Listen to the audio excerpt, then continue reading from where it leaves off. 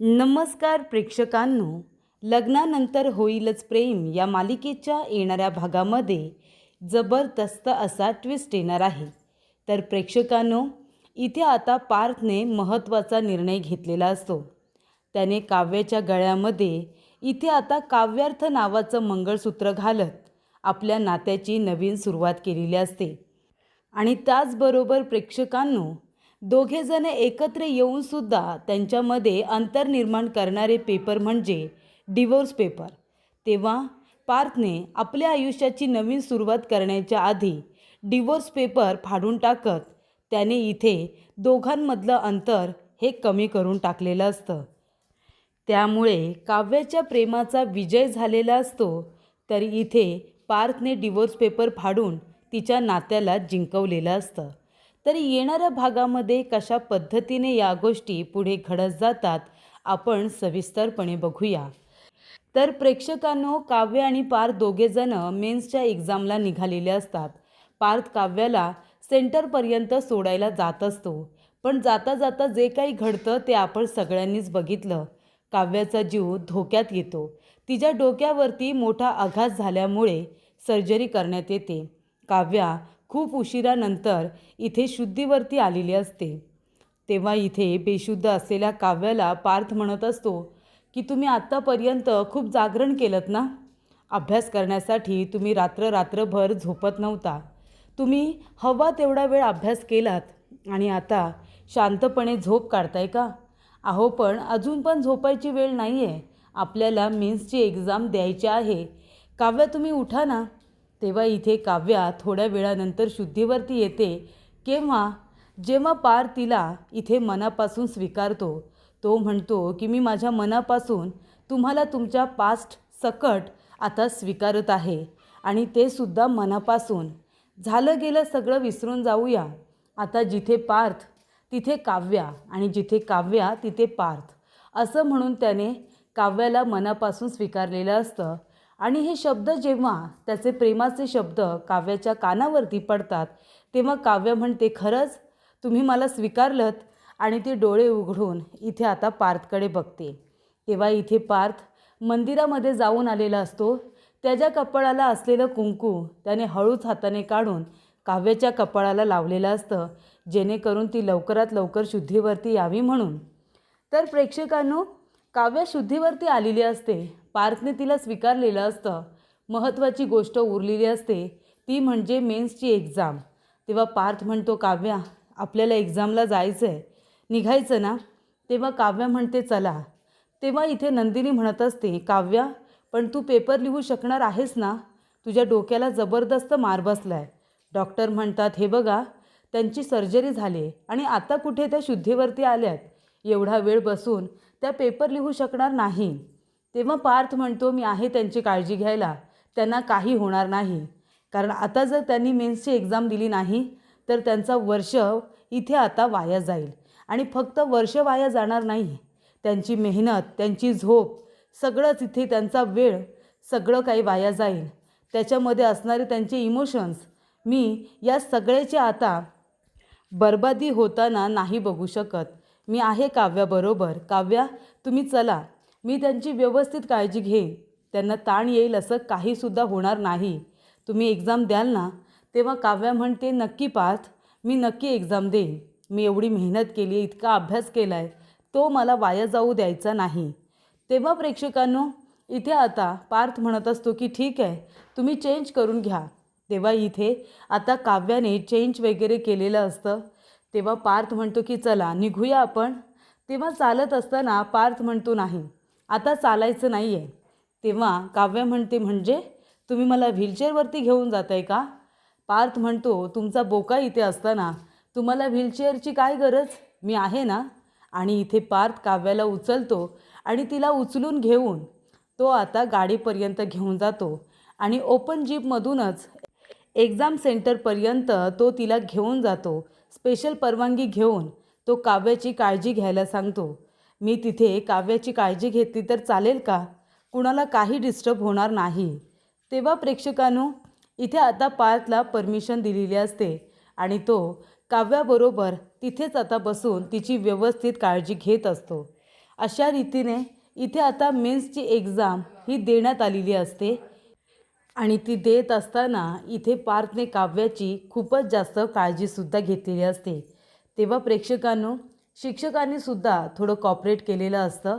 तिथल्या मॅनेजमेंटने काव्याची अवस्था पाहता त्याला परमिशन दिलेली असते. त्यामुळे त्याला काव्याची व्यवस्थितरित्या काळजी घेता आलेली असते.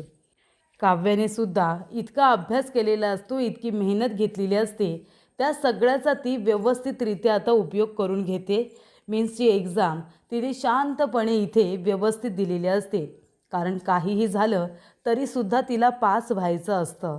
हे सगळं काव्याने केल्यानंतर इथे आता काव्याला घेण्यासाठी तिचं संपूर्ण कुटुंब तिथं आलेलं असतं.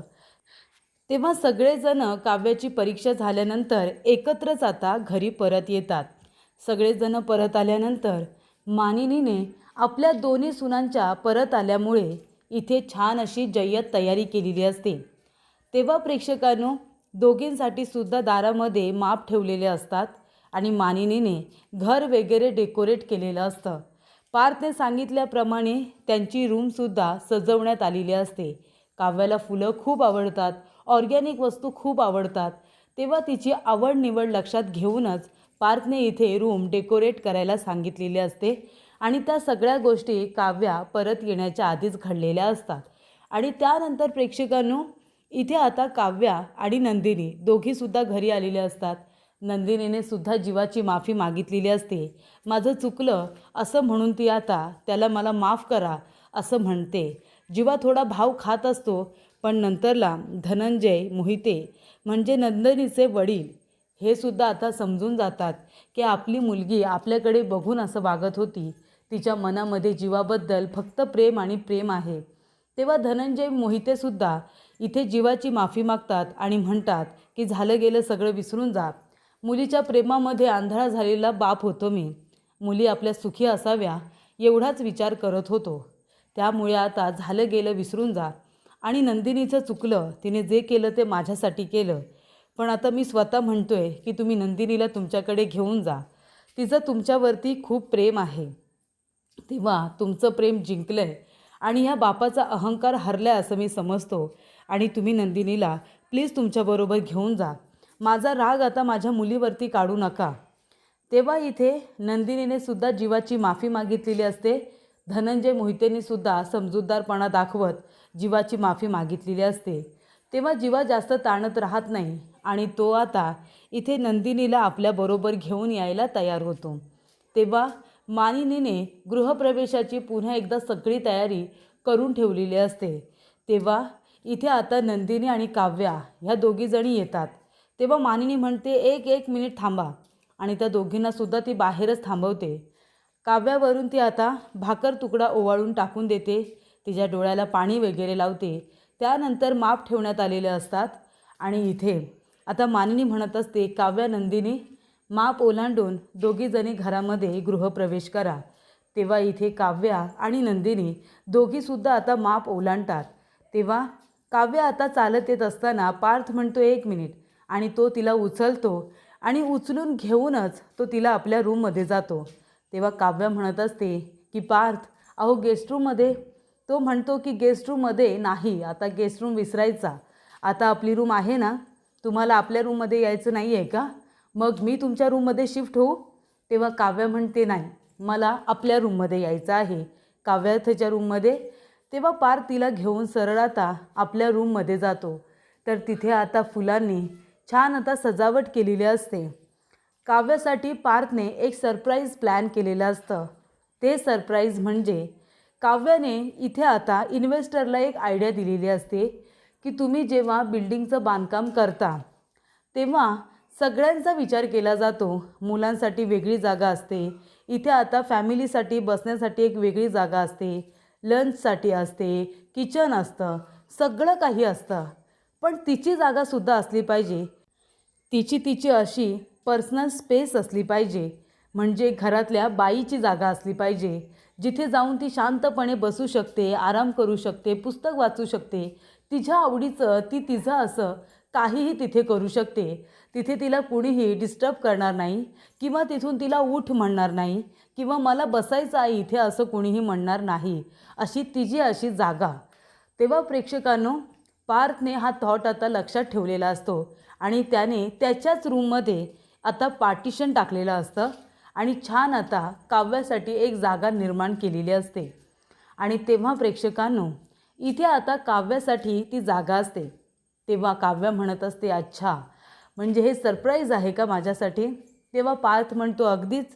इथे तुम्हाला अभ्यास करायचा आहे, तुमचं काम करायचं आहे. तुम्ही जर माझ्यावरती रुसलात तर इथे बसूसुद्धा शकता, बरोबर ना? तुम्हाला हवं ते करा, ही तुमची स्पेस आहे. इथे तुम्हाला कुणीही कधीच डिस्टर्ब नाही करणार.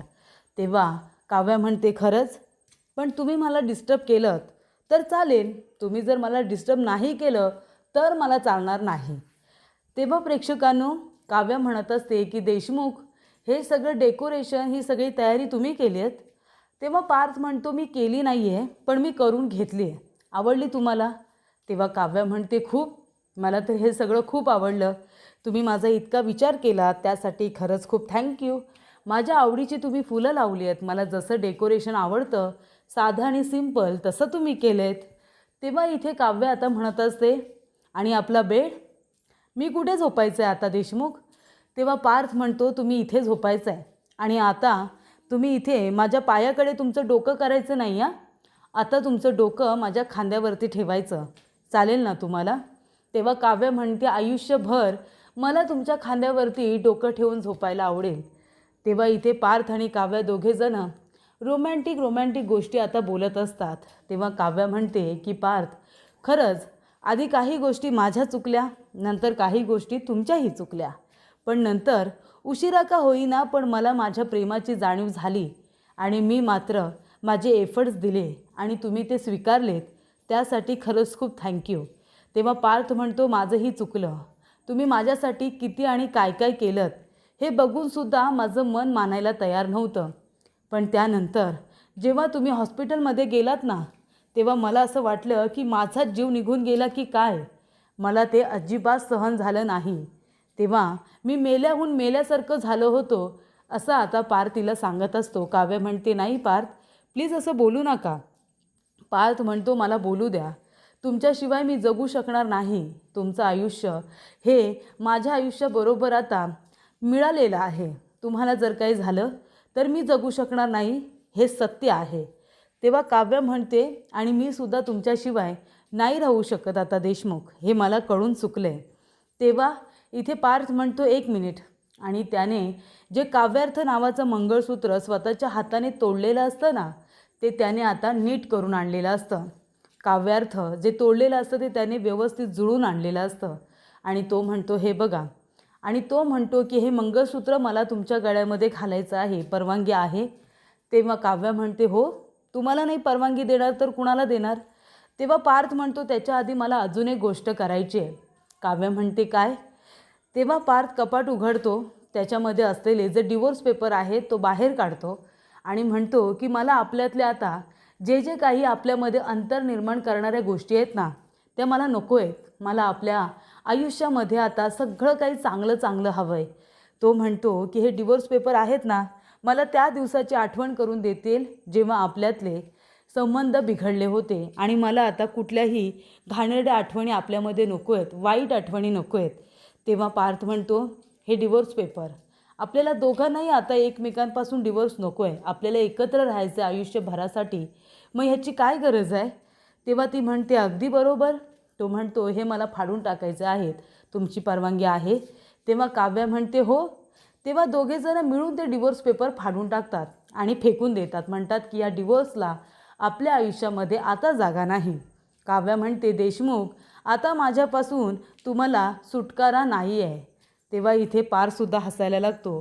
त्यानंतर काव्यार्थचं इथे मंगळसूत्र तो तिच्या गळ्यामध्ये खूपच प्रेमाने घालतो. तेव्हा मंगळसूत्र घातल्यानंतर काव्य खूप जास्त खुश होते, कारण ते पार्थनेच तोडलेलं असतं आणि त्यानेच ते नीट करून पुन्हा तिच्या गळ्यामध्ये घातलेलं असतं. तेव्हा प्रेक्षकांनो, अशा रीतीने शेवटीला सगळं काही घडल्यानंतर का होईना, वाईटामधून काहीतरी चांगलं घडतं असं म्हणतात, तसं काहीसं घडलेलं असतं. आणि इथे फायनली पार्थने काव्याच्या गळ्यामध्ये मंगळसूत्र घातलेलं असतं, डिवोर्स पेपर फाडलेले असतात. अशा रीतीने इथे आता काव्याचं प्रेम जिंकलेलं असतं, तिचे प्रयत्न जिंकलेले असतात आणि त्याचबरोबर इथे आता पार्थने आपल्या नात्याला मनापासून स्वीकारलेलं असतं.